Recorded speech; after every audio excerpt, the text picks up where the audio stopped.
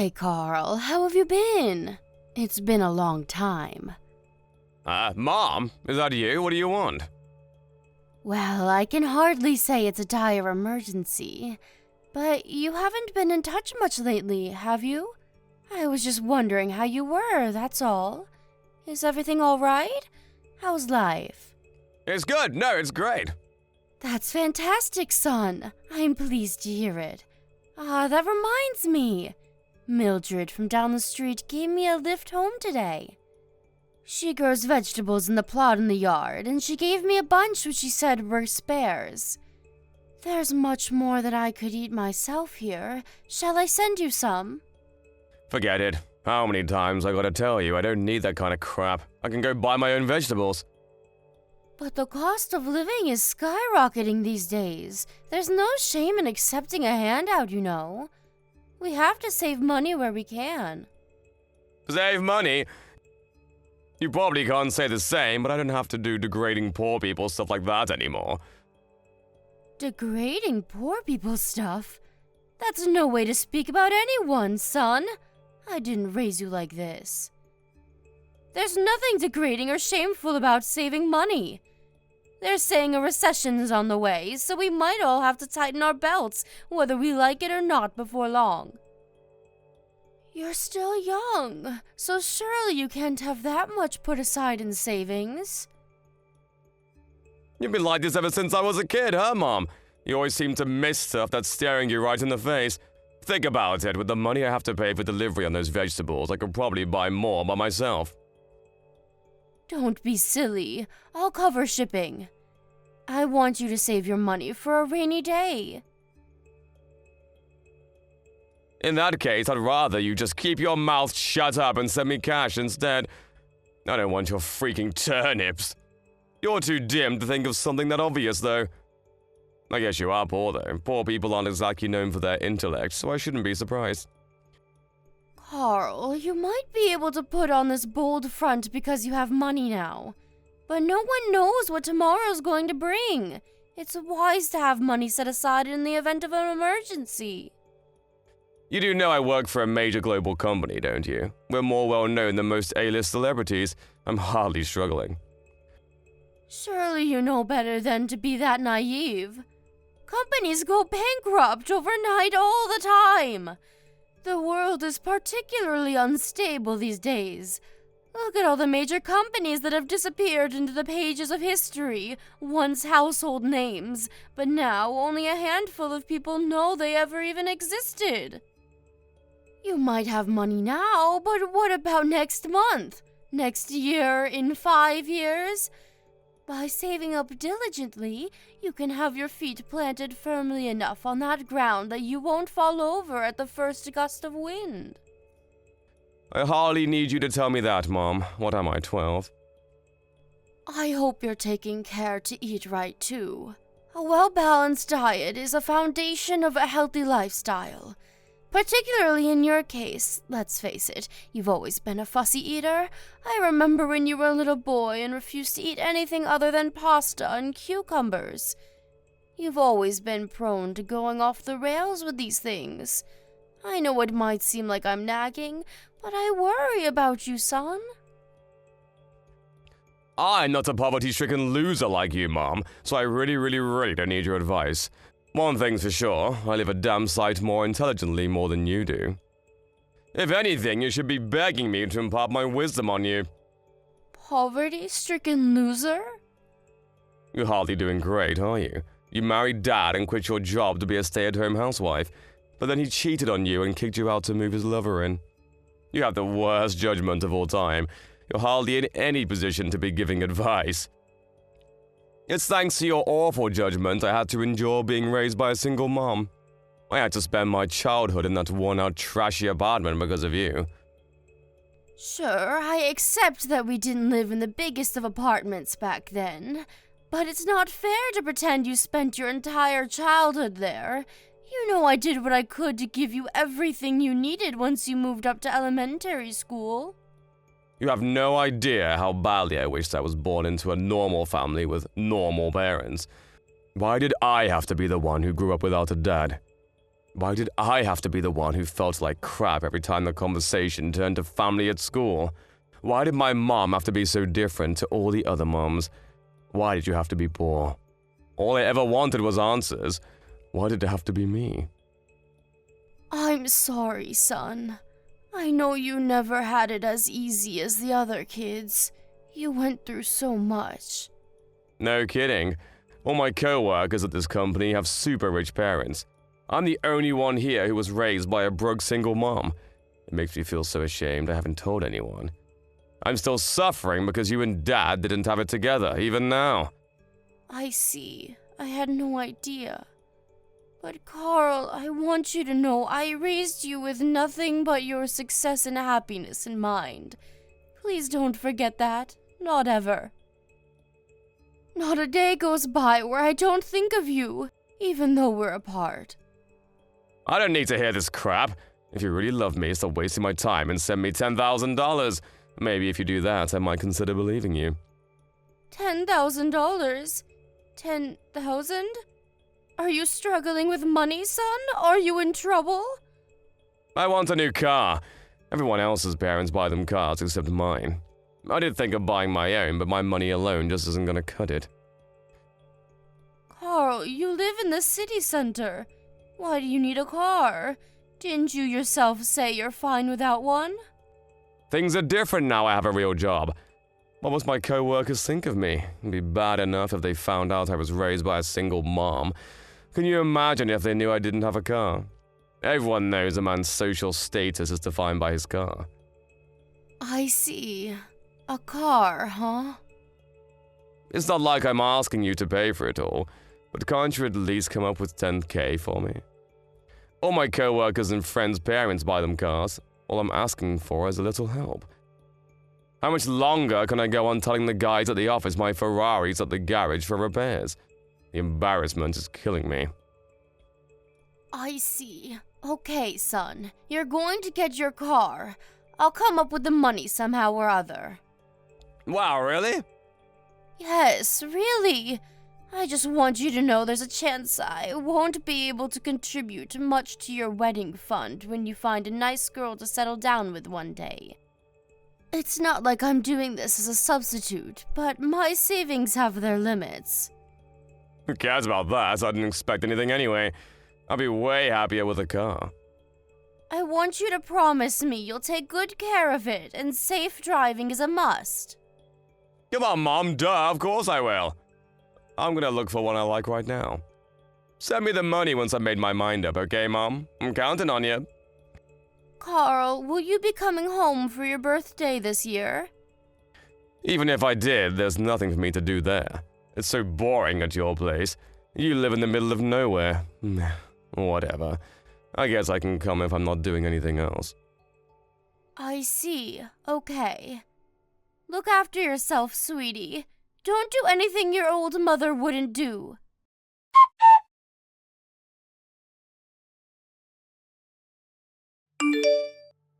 Mom, I got married. What? You had a girlfriend? Duh, you stupid. Of course I did. This is me we're talking about. Right. Still, though, it's a surprise to hear you're tying the knot all of a sudden.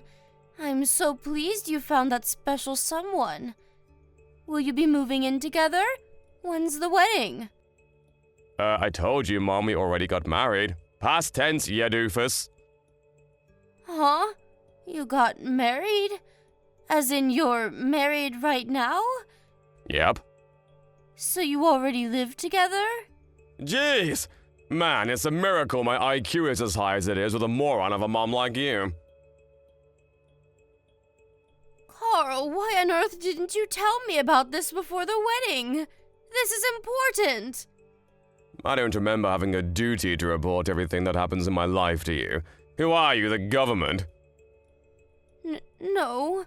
Sure, of course you don't have to tell me everything. But I would have loved to know, and to meet your bride-to-be before you tied the knot. Besides, surely you dated for a while before you decided to pop the question. Couldn't you have introduced me to her then?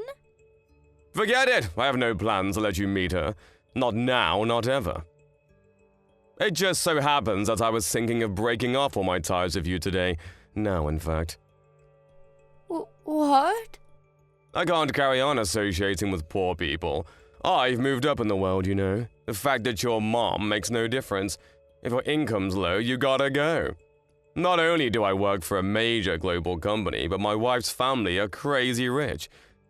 Can you imagine how embarrassing it'd be for me if my broke mom showed up to one of their dinner parties? Carl, please don't be like this. You know I didn't make the effort to look the part. Didn't I just make it obvious that that isn't the problem? Can you read? Then figure it out! People like that can smell poor people from a mile off. The fact that I was raised by a single mom is bad enough on its own. If they actually saw you, their opinion of me would hit rock bottom in a heartbeat, and my life as I know it would pretty much be over. I have to stop my wife's parents finding out my family is poor at all costs. Rather than that, didn't they think it was strange that the groom's parents were nowhere to be seen at the wedding? Didn't they ask? I told them I'm not in contact with you anymore from the beginning. To quote my exact words, it's better to have no mother than a bad one. Besides, think about it, it's easier for all of them if I don't have a family. No one actually enjoys family dinners where everyone has to laugh at each other's crappy jokes and pretend they get along. I bet they felt a weight lifted off their shoulders as soon as I told them. I see. Which means this is the last time we'll ever speak. It's time for you to get out of my life. Me, my wife, and her family are all gonna live happily ever after now. I need you to promise you'll never try and contact me again. Leave me to live my life in peace, okay? I take it that means you can't be happy with me around? Exactly. You're nothing but a burden. Face it, you're not getting any younger. Before long, you'll be old, infirm, and begging for me to look after you. I don't have the time or patience for that. And Lord knows I wasn't put on this earth to change diapers. It's for the best we go our separate ways. You need to promise you'll never bother me again. Carl, you have no idea how important you were to me. Maybe you never realized, but it's true. You were the most important thing in the whole world to me. Stop trying to guilt trip and make me feel sympathy for you, Mom, because it ain't gonna work. Like I said before, if you really love me, prove it by sending me money. If you promise to give me $50,000 to cover what went into the wedding, I'll consider staying in contact with you. I'm pretty sure there's no way you're capable of putting together that much money, though. $50K is a little much. You're right, I can't. I knew it. You're just as useless as I thought. I knew I made the right decision in terminating our relationship. This is goodbye, you sad, broke old woman. Never call me your son again. Understood. If it makes you happy, I'll never contact you again. Thank God for that. Your only redeeming quality is that you know when to take a hint. I'm grateful for that, at least. But with your personality being as crappy as it is, I doubt you'll ever be happy. I am happy. No way, impossible. Despite being such a decrepit old hag, you're almost ready for a nursing home. You don't even own a single piece of branded clothing. You always wear those disgusting, tattered, worn-out old rags you've probably had in your closet since the Stone Age. Unlike me, you don't know the meaning of luxury or extravagance. That doesn't sound like happiness to me.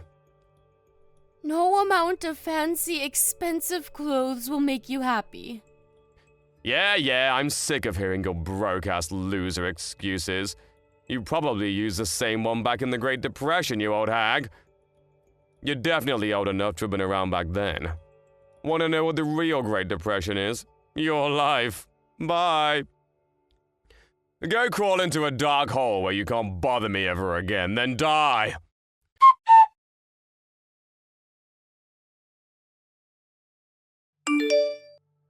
Hey, Mom, it's been ages. How have you been? Huh? Who's this? Carl! No way, did you delete my number? Rude. How could you do that to your own son? Is there something I can help you with? Will you be speaking all stiff and formal? Who are you, a freaking hotel receptionist? Anyway, forget that, let's get straight down to business. Why didn't you tell me you got married? Why would I? Why would you? Oh, I don't know, maybe because I'm your son? But wow, holy Jesus balls, Mom. How the hell did you manage to bag yourself the CEO of Silicon Valley's hottest new startup? I have to meet him. Think of all the business connections to be made here. Tell him he's going to be meeting his son-in-law real soon. What on earth are you talking about? Mom? I only have a daughter. I don't have a son. Huh? A daughter? What the? Wait, this is Nina Cheswick's number, right? Yes, that's me. Well, it was. My name's Nina Nesbitt now. Aha, I knew it, so you are my mom! Why would you say something so awful, Mom? That stings. I think about you all the time. I feel awful about how things ended between us. How things ended between us? You mean how you cut me out of your life and told me never to contact you again? I never wanted to do that, Mom, but I had to take the opinions of the people around me into consideration. What else was I supposed to do? I was rubbing shoulders with the elite back then. I thought I was finally making my break into the big leagues. Good for you. Just let me meet him, Mom. If, by any chance, is your daughter the new husband's kid from an old marriage? Maybe she is. What of it? Are you sure you're okay with this, Mom? That kind of baggage isn't something to be taken on lightly, you know. She's the same age as you. Mom, please think carefully. Are you sure this is what you want? Baggage like that usually only means trouble. Think about it. Hating your in-laws is practically an American cultural tradition at this point. You'll never be her real mom, you know that, right? Has she said anything mean to you? You've always been mean and incapable of asserting yourself, and I'm worried about you. You get blown around like a feather in wind by the opinions and demands of other people. Your worries couldn't be further misplaced. Caitlin is lovely and has been very kind to me ever since we met. We cook meals together, go out shopping together, watch movies together, gossip about our favorite celebs together. Anyone who didn't know would mistake us for best buddies. She even took me on a trip to Greece last month. I never felt more loved and appreciated.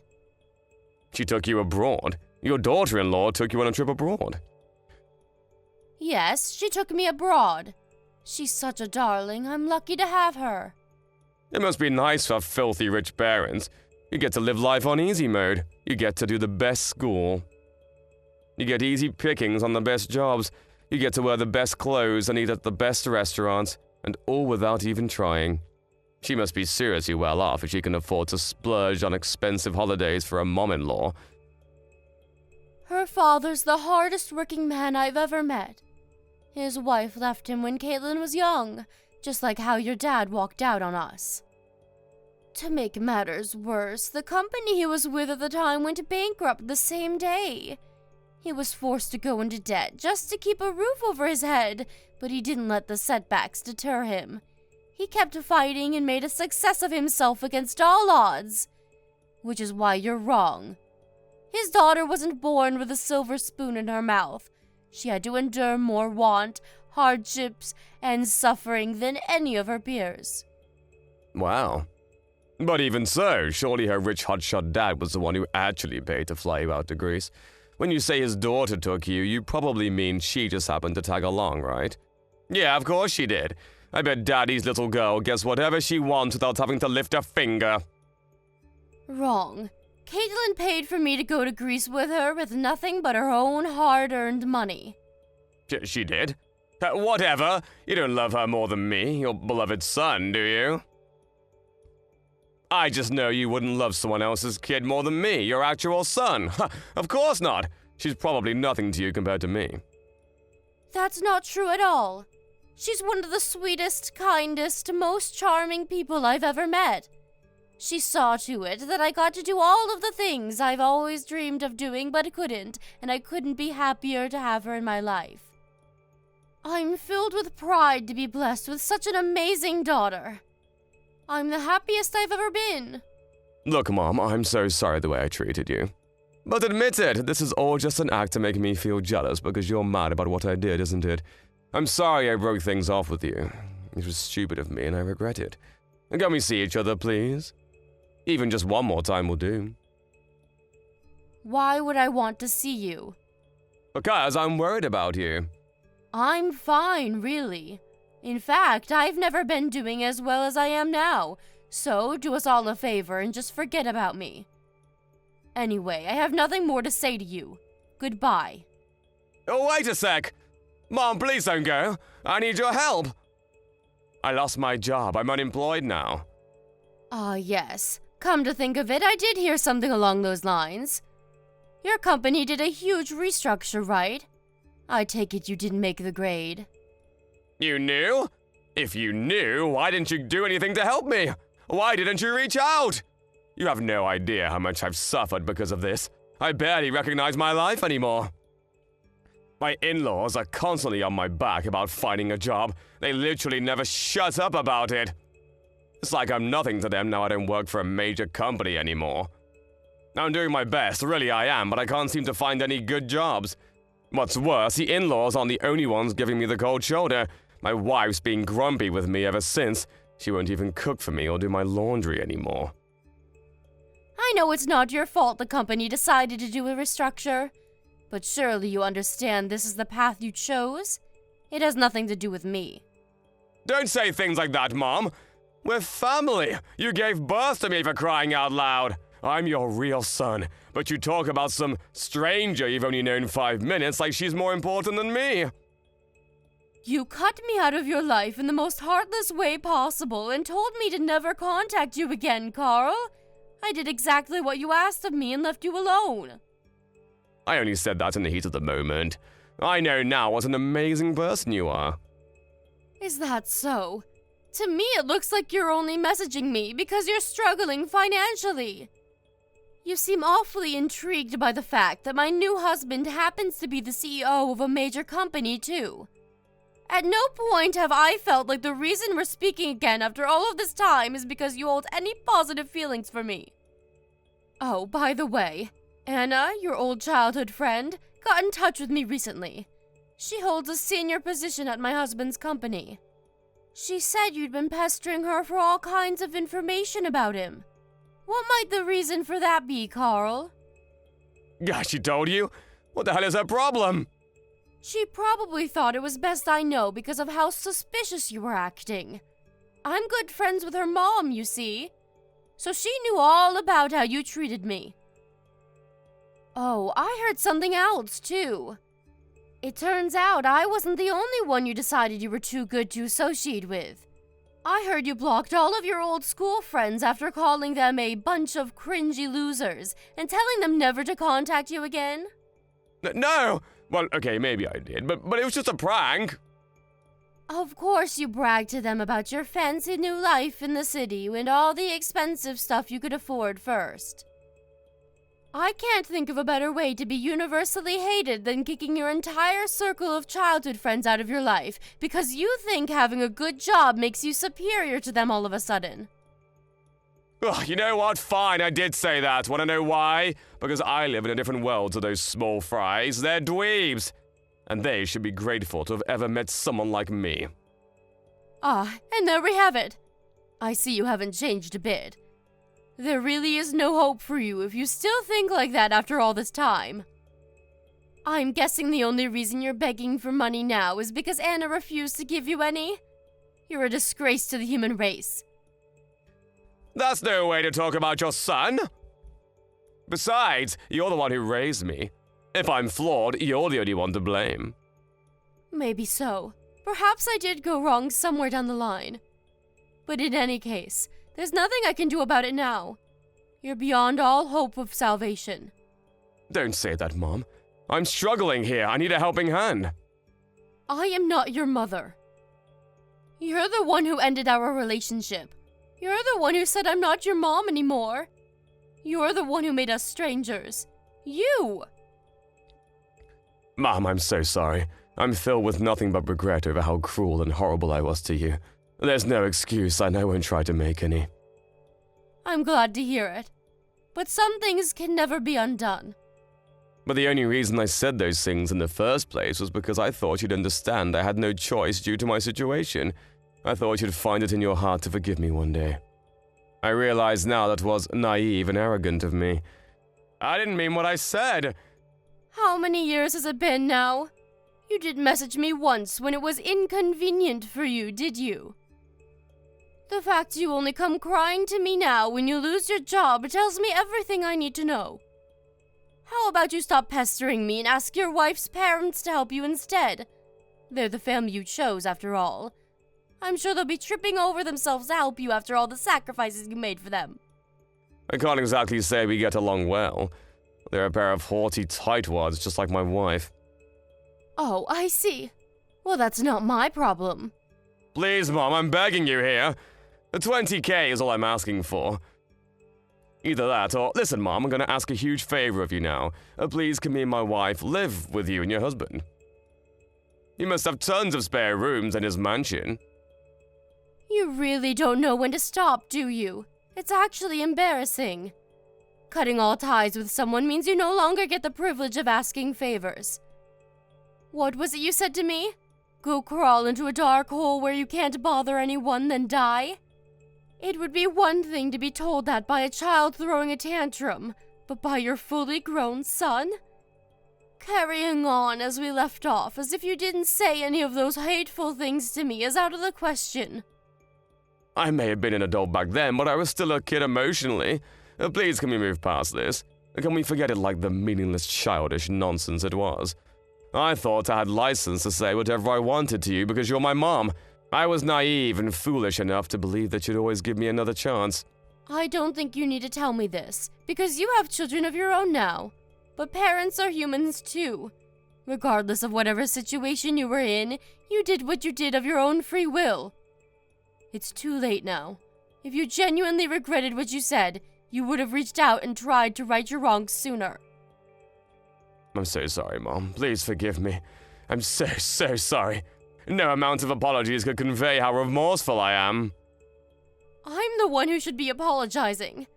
I should be apologizing for not being able to stop you from turning into the vain, arrogant, selfish, money-obsessed monster that you are. I want you to forget about me. No, listen to me, Mom. I don't want you to apologize. I want you to help me. Not happening. It's too late now when there's no going back. But if you genuinely regret what you did, then I want you to change. I know that being a stranger, I have no right to tell you that. But I pray you use this as an opportunity to become a better person. Goodbye. I'm going to do exactly what you told me to, which means you don't have to worry about me ever bothering you again.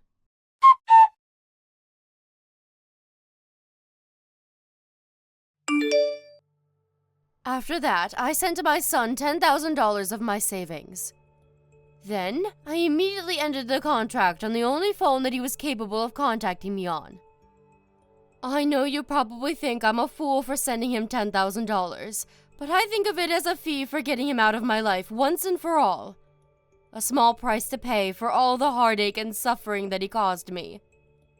Hopefully that $10K will take him far enough to find a new job, so he can start building a new life for himself without relying on others. I have no intention of giving him another cent of my money, and even if by some miracle he does manage to track me down again, I won't be there to help him. I had intended to forget about my son after he declared he was kicking me out of his life. But it turned out he didn't have the grit or tenacity to follow through with his decision when times got tough. In a way, I'm pleased he came back. I feel like now I finally have closure. I'll probably never speak to my son again. His arrogant, supercilious attitude saw to it that he lost all of his friends. I heard from his childhood friend Anna recently that he's a complete social pariah now. He's not only universally hated in our hometown, but all of his relationships in the city he moved to for work fell apart when people realized what a nasty, toxic person he is deep down. What can I say? Actions have consequences.